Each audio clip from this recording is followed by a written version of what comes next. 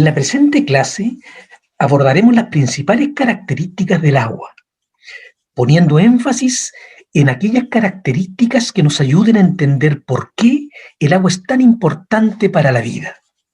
En primer lugar, debemos recordar que el fenómeno de la vida ocurre en solución acuosa.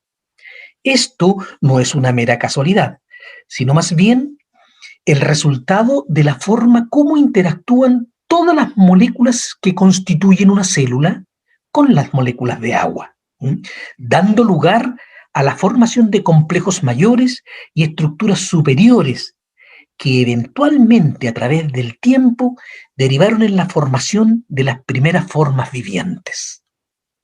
Las propiedades del agua surgen de su estructura molecular, que le confiere un conjunto de propiedades que definen su forma y dinámica de interacción con las moléculas que se encuentran en ella inmersas, definiendo directa e indirectamente el comportamiento de estas moléculas en solución acuosa. En este contexto, las propiedades del agua que analizaremos dicen relación con la estructura de la molécula de agua, el concepto de polaridad, el concepto de puente hidrógeno, con el concepto de hidrofobicidad. Además, analizaremos también dos conceptos o fenómenos relacionados con los cuatro anteriores, que es el fenómeno de osmosis y el concepto de tonicidad.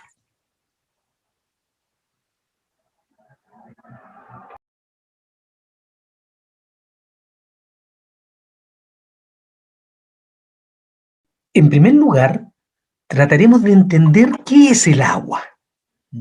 El agua normalmente se entiende como el solvente universal por su capacidad de disolver una gran cantidad de solutos, esto es, iones y moléculas de naturaleza química extremadamente variada. Acá, en el recuadro de la izquierda, ustedes pueden apreciar un cuerpo de agua, la cual se encuentra en estado líquido. Si ustedes se desplazan hacia la derecha, podrán observar la estructura de la molécula de agua. Esta está constituida por dos átomos de hidrógeno, los cuales se encuentran covalentemente unidos a un átomo de oxígeno. Pongan atención, por favor, en la geometría de la molécula de agua. Esta no es una molécula lineal, es una molécula que tiene geometría angular. Este ángulo explica en parte el carácter dipolar del agua, que trataremos de entender un poco más adelante. En el extremo inferior de esta figura, ustedes podrán observar dos representaciones de la molécula de agua, considerando su radio atómico. Tenemos, ¿cierto?, los átomos de hidrógeno enlazados al átomo de oxígeno. Claramente pueden observar el tamaño del átomo de oxígeno respecto del átomo de hidrógeno. En el extremo acá se puede apreciar otro tipo de representación que comúnmente se encuentra en toda una variedad de esquemas que analizaremos, ¿cierto?, más adelante. Ahora bien, ¿qué propiedades tiene el agua que la hacen tan importante para la vida? La molécula de agua en realidad presenta varias propiedades, producto de su estructura, que son fundamentales para la organización a nivel molecular de la célula. En esta clase pondremos énfasis solo en una de ellas, que es el carácter dipolar de la molécula de agua. Esta característica de la molécula de agua condiciona la forma en la cual interactúan todas las moléculas precursoras de las estructuras celulares, que en general se conocen con el nombre de biomoléculas, todas ellas en solución acuosa. Nunca debemos olvidar que el fenómeno de la vida ocurre en solución acuosa. Existen varias formas de interacción entre el agua y las biomoléculas. Nosotros pondremos énfasis solo en dos interacciones. La siguiente, las interacciones de tipo electroestática que derivan del carácter dipolar del agua. Estas son extremadamente importantes por cuanto son las interacciones que le permiten al agua solubilizar ¿Mm? La mayoría de las moléculas que sustentan el metabolismo celular, todas las transformaciones que hacen posible un sistema viviente ocurren en solución acuosa. ¿Mm? Si no toda, la mayoría. ¿Mm? Y la segunda interacción, son las interacciones de tipo hidrofóbicas. ¿Mm? Este efecto surge cuando las moléculas apolares, ¿mm? Estas son moléculas que no tienen cargas ni deltas de carga, de tal forma que no pueden interactuar con el agua. Un buen ejemplo de estas moléculas son el aceite, por ejemplo. ¿Mm? Estas moléculas tienden a alejarse del agua. Y este es el efecto que se conoce como efecto hidrofóbico. Ahora, este efecto hidrofóbico, perdón, genera o da origen a estas fuerzas hidrofóbicas que son de capital importancia para los sistemas biológicos, por cuanto son ellas las que promueven en gran medida la formación de estructuras celulares mayores, como por ejemplo la membrana plasmática, entre otras muchas estructuras que analizaremos más adelante. Como mencionamos anteriormente, recuerden ustedes que la molécula de agua tiene una geometría angular. Esto es extremadamente importante. Además, tienen que considerar que el oxígeno es más electronegativo que el hidrógeno. ¿Qué significa eso? Que el oxígeno tira con mayor fuerza los electrones en esta dirección, en la dirección de la flecha. Esto sucede en ambos enlaces, de tal forma que esta fuerza que tira los electrones los va a centrar sobre el oxígeno y va a aparecer sobre el oxígeno esta delta de carga negativo. Sobre los hidrógenos, ¿cierto? Va a aparecer, como consecuencia de este desplazamiento de los hidrógenos, va a aparecer un delta de carga positivo en ambos hidrógenos. Quiero que contrasten esto, ¿cierto?, con la geometría de la molécula de CO2. En la molécula de CO2, el oxígeno también es más electronegativo que el carbono, de tal forma que va a tirar con mucha fuerza los electrones en esta dirección. Y este oxígeno va a tirar los electrones con fuerza también en esta dirección. ¿Sí? Pero fíjense ustedes que la geometría es lineal en este caso. Este vector tiene la misma magnitud que este vector, pero tienen direcciones opuestas, de tal forma que estas fuerzas se anulan. Producto de esto, estos deltas de carga que teóricamente aparecerían sobre estas moléculas, ¿cierto?, no existen. Como consecuencia de esto, el CO2 es una molécula absolutamente apolar. Esto no sucede en la molécula de agua. Si ustedes se fijan, esa fuerza, respecto de esa fuerza, no están en una línea, de tal forma que si sumamos las dos fuerzas, va a haber una fuerza resultante, no se hace cero. Por esta razón, la molécula de agua es polar, es un dipolo permanente.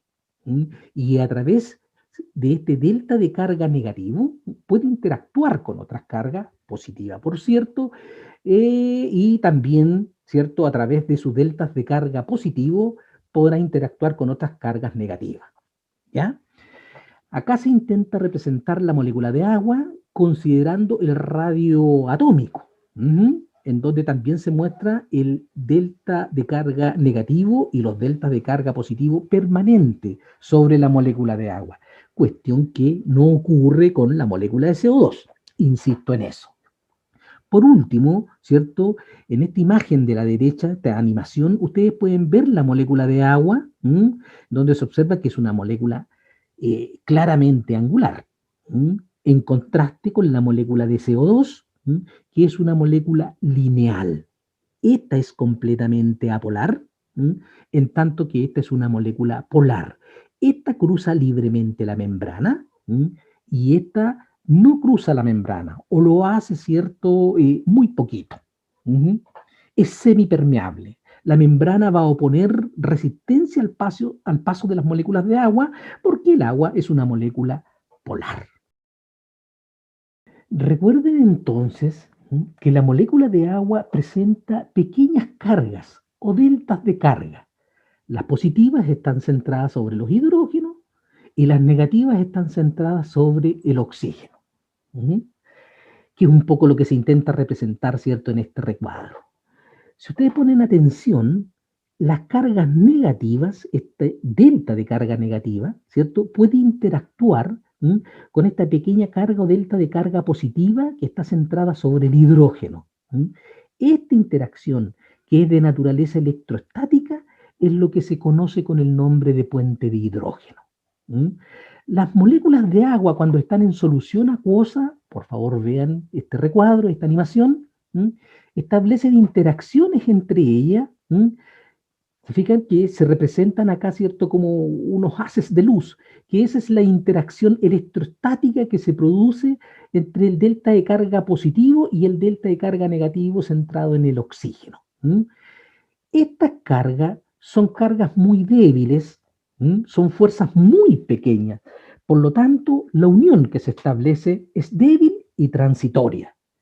Cuando se establecen muchos puentes de hidrógeno, la sumatoria de las fuerzas se pueden hacer relevantes. De hecho, se hacen relevantes. Precisamente en este punto estriba la importancia de los puentes de hidrógeno para los sistemas biológicos. El agua líquida genera una red interna en el seno de una solución que es muy dinámica. Las moléculas se unen y se separan entre ellas permanentemente. Por favor, pongan atención en este recuadro. Esto ocurre permanentemente.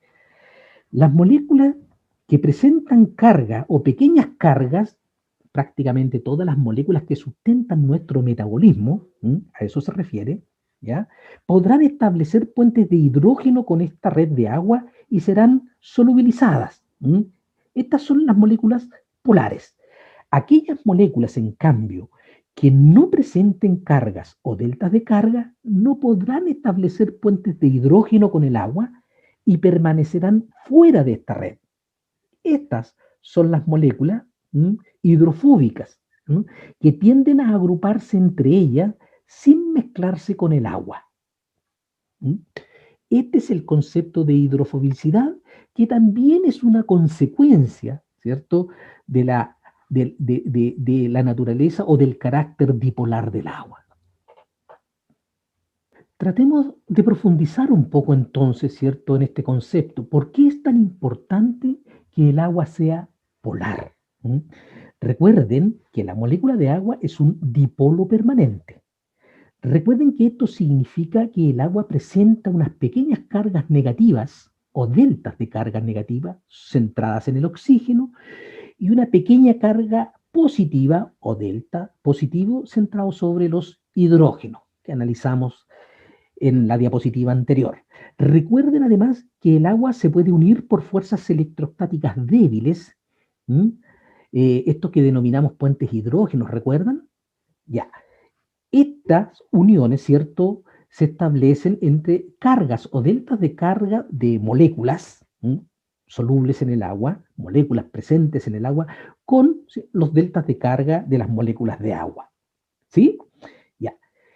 Este es el caso, por ejemplo, de lo que sucede con la sal. Pongan atención en la animación, en este recuadro aquí en el centro de la diapositiva, ¿cierto? Esto representa, ¿cierto?, cómo se solubiliza el cloruro de sodio, la sal común.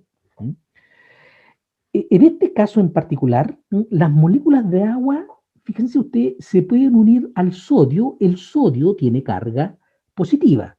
La molécula de agua se puede unir a este sodio a través de su delta de carga, fíjense acá por favor, de su delta de carga negativo.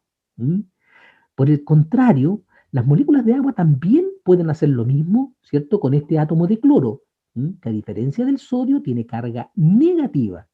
En este caso, las moléculas de agua se unirán, ¿cierto?, por su extremo positivo, el delta de carga de positivo que está centrado sobre el hidrógeno. Y de esta manera, el cloruro de sodio es capaz de interactuar electroestáticamente con las moléculas de agua y se solubiliza completamente. ¿Mm? Quiero que pongan atención también en este recuadro que está acá. Esto intenta representar, de hecho representa la glucosa. La glucosa también tiene deltas de carga distribuidas, ¿cierto? La molécula de glucosa tiene deltas de carga distribuidos en su superficie. ¿Mm? Sobre estos deltas de carga se puede unir el agua a través de su polo positivo o de su polo negativo, ¿verdad? Por esta razón, el azúcar, los hidratos de carbono en general, también son perfectamente solubles, altamente solubles. ¿Mm? El concepto importante que deberíamos retener detrás de todo esto es que la mayoría de las transformaciones químicas que constituyen el metabolismo celular ocurren en solución acuosa, sobre la base, ¿cierto?, de las características que estamos analizando, lo que pone de manifiesto la enorme importancia biológica de este carácter bipolar del agua. En contraste, con la situación anterior, en esta animación se muestran moléculas que no se pueden unir a la red que forman las moléculas de agua, porque no presentan cargas ni deltas de carga. Es el caso, por ejemplo, de los aceites.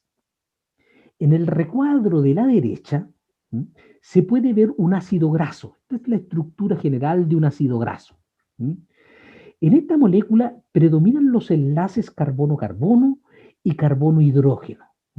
Carbono-carbono son esas esferitas negras unidas a otras esferitas negras, ¿cierto? Carbono-carbono, en tanto que estas esferitas blancas que representan el hidrógeno se unen a las esferitas negras, ¿cierto? Que ese es el enlace hidrógeno-carbono, carbono-hidrógeno, como ustedes quieran. Esos son los enlaces que predominan en este tipo de moléculas, especialmente en esta, ¿cierto?, que representa un ácido graso. El hidrógeno y el carbono presentan una electronegatividad más o menos parecida, de tal forma que no se quitan los electrones entre ellos. Por esta razón, no surge en ninguno de los dos átomos deltas de carga. No habiendo ninguna carga de por medio, estas moléculas no tienen cómo unirse a la red de agua y se mantienen fuera de ella. En la animación se puede apreciar que al agregar aceite sobre el agua, ambos líquidos permanecen separados, no se mezclan. Estas moléculas son apolares, no presentan cargas ni deltas de carga. Estas moléculas, por lo general, tienden a evitar el contacto con las moléculas del agua. Por esta razón se dice que son hidrofóbicas, arrancan del agua. En la práctica, no es que arranquen del agua, sino más bien es la red de agua quien las empuja y las agrupa entre sí, dado que estas moléculas no pueden romper o integrarse a esta red que forman las moléculas de agua porque carecen de cargas o deltas de carga. Este comportamiento de este tipo de moléculas en solución acuosa es lo que se conoce como hidrofobicidad. Entonces ahora trataremos de entender por qué las interacciones hidrofóbicas son tan importantes para la célula. Recordemos muy rápido la estructura de un ácido graso. El ácido graso tiene una cabeza polar, la cual es capaz de interactuar con el agua. Tiene deltas de carga que interactúan con el agua. En tanto que también presentan una cola larga, esto que ven acá ustedes, ¿cierto?, que no presenta deltas de carga, es una estructura apolar, ¿sí? Cuando nosotros disolvemos en agua estos ácidos grasos, cuando estos ácidos grasos están en suspensión, la parte apolar va a arrancar del agua. La red del agua empuja, ¿cierto?, esta parte hidrofóbica y hace que todas las porciones hidrofóbicas se unan, ¿cierto?, entre sí, en tanto que permanecerán en contacto con el agua las cabezas polares, porque estas establecen interacciones electrostáticas con el agua. Finalmente, ¿cierto?, este comportamiento lleva a la formación de esta estructura que ustedes ven acá, que se conoce con el nombre de micela, en donde los ácidos grasos se ordenan de tal forma que la cola apolar que los constituye queda en el interior de esta micela, en tanto que la parte hidrofílica o la parte que es capaz de interactuar con el agua queda en la periferia, formando esta estructura relativamente estable en el agua. ¿Mm? Esta es la importancia de las fuerzas hidrofóbicas. Las fuerzas hidrofóbicas son las que permiten la formación de estructuras mayores, como por ejemplo esta micela. Si ustedes observan la animación que está acá abajo, se intenta representar más o menos lo que les acabo de mencionar. Fíjense ustedes, los ácidos grasos en suspensión, suspensión acuosa, rápidamente la parte hidrofóbica se separa del agua y se incorpora en el interior de la micela, en tanto que las cabezas polares, que sí pueden interactuar con el agua, quedan, ¿cierto?, proyectadas hacia la periferia. Y la estructura es perfectamente estable. Quizás sea conveniente hacer notar acá las proporciones que tiene esta molécula que conocemos con el nombre de ácido graso. Tiene la forma, ¿cierto?, de un cono en términos generales, de tal suerte que al unirse uno al ladito del otro, para constituir esta micela que les estoy mencionando acá, ¿cierto?, forma una estructura que tiene aproximadamente, ¿cierto?, esta disposición. Se disponen de esta manera. Diferente es el caso si esta fuera una estructura, ¿cierto?, que no cónica, como en el caso, por ejemplo, de los fosfolípidos, que se los mostraré un poquito más adelante. En ese caso, ¿cierto?, no es un cono, sino es una suerte de cilindro, de tal forma, ¿cierto?, que las colas, las colas hidrofóbicas se van a unir en forma paralela. No van a formar esta estructura, sino más bien van a tender a formar una suerte de empalizada que finalmente da origen a lo que nosotros conocemos como membrana celular, la bicapa lipídica típica, ¿cierto?, que constituye las membranas biológicas. Recuerden entonces que en la diapositiva anterior, estos ácidos grasos, el que se indica acá, este ácido graso, que tenía una cabeza eh, polar y una cola hidrofóbica, recuerdan, formaba micelas. Quiero que comparen la geometría, es una suerte de cono, con la geometría que tienen los fosfolípidos. Los fosfolípidos tienen dos colas hidrofóbicas, dos ácidos grasos. Estos tienen una geometría cilíndrica, de tal forma que cuando se suspenden en agua, ellos rápidamente, ¿cierto?, se van a ordenar de tal forma que van a formar una suerte de empalizada. Fíjense ustedes acá, por favor. Se forma una suerte de empalizada porque tienen una geometría diferente a la del ácido graso libre que forma micelas. Esta empalizada, miren ustedes, se ordena en suspensión acuosa y una empalizada, pero en sentido opuesto, forma la segunda capa. Ambas capas son las que en definitiva constituyen la bicapa lipídica que se intenta representar en esta animación acá. Si ustedes ponen atención en esta animación, se darán cuenta que todo este entorno es acuoso y este también acuoso. Las cabezas de los fosfolípidos interaccionan con el agua porque tienen deltas de carga.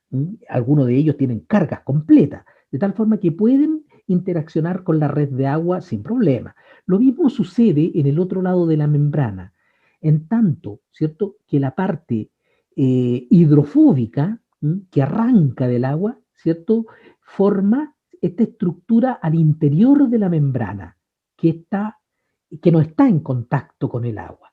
Esta estructura, tal como ustedes la ven, es bastante estable y es la estructura general que tienen todas las membranas biológicas. Nuevamente aquí les quiero hacer notar la enorme importancia de las fuerzas hidrofóbicas para la célula.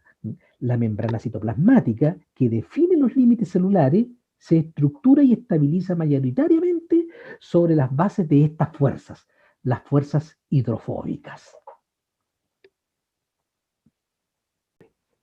En las diapositivas anteriores hemos visto cómo las biomoléculas interactúan con el agua para dar origen a todas las estructuras celulares.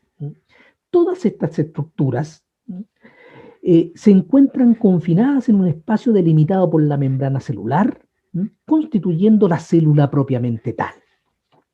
La célula, recuerden ustedes, entonces está en ambiente acuoso, el cual tiene una concentración de iones y de moléculas muy diferente a la concentración de iones y moléculas en el interior de la célula. Estas diferencias de concentración provocan el movimiento de agua a través de la membrana celular, por su naturaleza semipermeable. La membrana celular deja pasar agua, pero no iones, ni moléculas, ni macromoléculas tampoco. Estos movimientos de agua a través de una membrana semipermeable se conocen con el nombre de osmosis. La osmosis, entonces, ¿cómo la vamos a entender? Como el paso de agua, miren este recuadro por favor, a través de una membrana semipermeable, desde un espacio en el cual las moléculas, estos pueden ser iones, azúcares, ¿verdad? Desde el espacio de menor concentración al de mayor concentración. Si ustedes se fijan acá, existe una mayor concentración de estas macromoléculas que acá. Entonces el agua va a fluir siempre desde el espacio de menor concentración al de mayor concentración.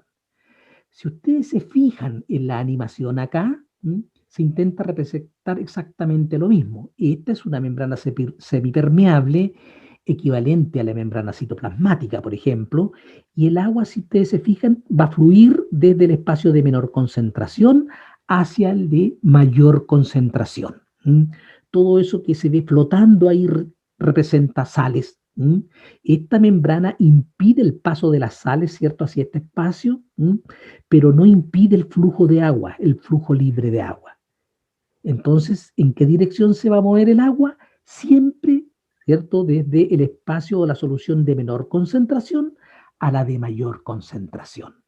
Ese fenómeno es el que se conoce como osmosis. Y es un fenómeno extremadamente importante para los sistemas biológicos. Los sistemas biológicos siempre tienen que lidiar con estas diferencias, ¿cierto?, de concentración, porque el paso de agua de un espacio al otro supone el incremento de la presión, por ejemplo, en este lugar, lo que podría inclusive llevar, ¿cierto?, a dañar la membrana. Entonces la célula y todos los sistemas son reactivos, son capaces de sensar, ¿cierto?, estos flujos de agua y estos cambios de presión a ambos lados de la membrana para mediar una respuesta que permita equilibrar estas diferencias. En relación con lo que acabamos de mencionar, ¿cierto?, en la diapositiva anterior, ¿cierto?, en este video ustedes pueden apreciar dos huevos a los cuales se le ha retirado la cáscara, pero mantienen las membranas internas que mantienen, ¿cierto?, la estructura del huevo. Estas membranas son semipermeables, lo que significa que permiten el paso del agua, pero ponen mayor resistencia al paso de moléculas de mayor tamaño. En el primer caso, se pone un huevo en agua destilada. Esto significa que en el interior del huevo hay una menor concentración de muchos iones y moléculas, considerando que el agua destilada básicamente no contiene molécula ni ion alguno. En consecuencia, el agua debería entonces moverse a través de la membrana hacia el interior del huevo. Siempre, ¿cierto?, desde el compartimiento de menor concentración, en este caso el agua destilada, hacia el de mayor concentración, que es el interior del huevo propiamente tal. ¿Sí? En el segundo caso, se pone un huevo en una solución, que contiene una elevada concentración de fructosa. La fructosa es un azúcar. Esta concentración es muy superior a la concentración que tiene el interior del huevo, de tal forma que el agua va a fluir desde el interior del huevo hacia la solución. Esto es siempre desde el compartimiento de menor concentración al de mayor concentración. Insisto, en este caso, desde el interior del huevo hacia, ¿cierto?, la solución, que es la que tiene mayor concentración. Claramente se puede observar que el huevo incubado en agua destilada tiene un tamaño mucho mayor al original. Entró agua, ¿sí? En cambio, el que fue incubado, ¿cierto?, en una solución de fructosa tiene un tamaño menor, lo que significa que salió agua. Ujú. Nuevamente acá se puede apreciar exactamente lo mismo. Acá salió agua, acá entró agua. A partir del concepto de osmosis que acabamos de analizar, vamos a tratar de entender el concepto de tonicidad de una solución. ¿Ya? Para ello vamos a utilizar como ejemplo eritrocitos suspendidos en soluciones de diferente concentración. Los que están representados acá con la letra A, con la letra B y la letra C. ¿M? Los eritrocitos normalmente se encuentran en una solución, que es el plasma sanguíneo, representado acá, ¿cierto?, con la letra B. Si ustedes se fijan en este caso, el movimiento de agua a través de la membrana de los eritrocitos está en perfecto equilibrio. La cantidad de agua que ingresa al citoplasma es exactamente igual a la cantidad de agua que sale, ¿cierto?, desde el citoplasma hacia el plasma sanguíneo, ¿sí? Esto, ¿cierto?, es lo que se conoce con el nombre de una solución isotónica. Eso significa que la solución en la cual están suspendidos estos eritrocitos, ujú, tiene la misma concentración, ¿cierto?, de sales en términos generales, sales y proteínas, que la solución, ¿cierto?, la misma concentración que en el interior del eritrocito, ¿ya? Eh, Diferente es la situación que se representa con la letra A. En este caso, nosotros tenemos una solución que tiene una concentración de sales y moléculas mucho mayor que la que tiene el citoplasma del eritrocito, de tal forma que el agua se va a mover, ¿cierto?, desde el citoplasma hacia la solución en la cual están suspendidas estos eritrocitos. ¿Y por qué se mueve en esa dirección el agua? Porque esta solución, ¿cierto?, tiene una concentración, ¿cierto?, de sales, en este caso de sal, mucho mayor que la que hay en el interior del eritrocito. Y recuerden ustedes que el agua se mueve, ¿cierto?, a través de la membrana semipermeable, la membrana del eritrocito, ¿cierto?, desde la solución de menor concentración, en este caso el citoplasma, hacia, ¿cierto?, la solución que tiene una concentración de sales mucho mayor que el citoplasma del eritrocito. Esto hace, ¿cierto?, que el eritrocito pierda agua y adopte esta forma crenada. Esta es una solución hipertónica. La que les acabo de mencionar es una solución isotónica, que tiene la misma concentración en el interior, ¿cierto?, que en la solución en la cual están suspendidos estos eritrocitos. Acá tienen la situación completamente diferente en la cual los eritrocitos están suspendidos en agua destilada, por ejemplo, o en una solución que tiene una concentración de sales muchísimo menor que la concentración en el citoplasma de estos eritrocitos.